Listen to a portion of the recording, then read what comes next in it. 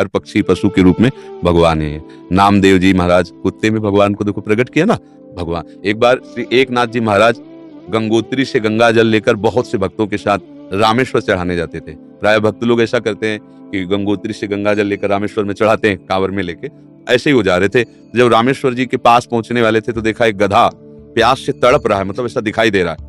तो उन्होंने विचार किया कि रामेश्वर जी में तो सब जल चढ़ाते हैं और ये प्यासा इसे कोई पिलाएगा नहीं। गंगोत्री से लाए थे रामेश्वर जी के लिए, नजदीक गए और गोद में गधे का सर लिया और हर हर महादेव करके पूरी गंगा जली जे ही गंगा जल पिया। तो और जो साथी थे सब हंसने लगे, यार मतलब इतनी मेहनत करके वहां से लाए और पास ही आ चुके थे रामेश्वर के, वहां नहीं चढ़ा, गधे को पिला दिया। वो तो रामेश्वर जी गए और वहां रामेश्वर आ गए।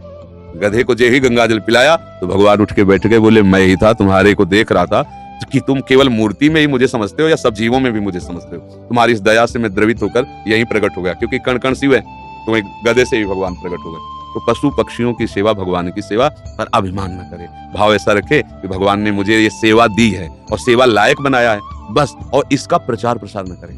प्रचार प्रसार करने से सेवा का जो सुकृत होता है वो नष्ट हो जाता है। जैसे आप यार मित्रों से और बहुतों से कि हम तो ऐसा करते हैं, मतलब ये बात जैसे आप संत से या गुरुजनों से कहे वो बात अलग होती है। बस इसके बाद फिर इससे अगर कोई कहे भी कि सुना है कि आपने पक्षियों की बहुत सेवा करते हो, अरे हम अपनी ही सेवा नहीं कर पाते पक्षियों की क्या, मतलब उसे हमें दबाना है। हमसे पाप बन जाए तो कह देना है, पुण्य बन जाए तो छुपा लेना है। पर अपने लोग उल्टा करते हैं, पुण्य बनेगा तो पोस्टर छपवा देंगे और पाप बनेगा तो कसम खा लेंगे कि किया ही नहीं है।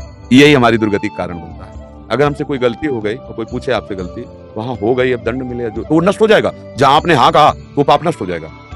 अगर सभा में खड़ा होकर के स्वीकार कर ले तो दंड मिले ना मिले उसका पाप नष्ट हो गया। और हम सभा में पुण्य को कह सकते हैं, पाप को नहीं कह सकते, देखना है नहीं। तो अपने इस पुण्य को छुपाओ और पशु पक्षी में भगवत भावना करो। जब उनको दाना डाल रहे हो या फल जो भी जैसे पशु पक्षी हो तो भाव करो, हे भगवान आप इन सब रूपों और बढ़िया पुण्य बन जाएगा और बड़ा लाभ मिल जाएगा। हे भगवान आप इन रूपों में आके सेवा स्वीकार, नाथ हम पे प्रसन्न रहो कि हम सदैव आपकी सेवा करते हैं। भक्ति हो गई, इसी से भक्ति हो गई, सब में भगवान के दर्शन की भावना बनने लगी। आशा करती हूँ महाराज जी के प्रवचन से हमें ये मालूम हुआ है कि पशु पक्षियों की सेवा करने से कैसे भगवत प्राप्ति होती है।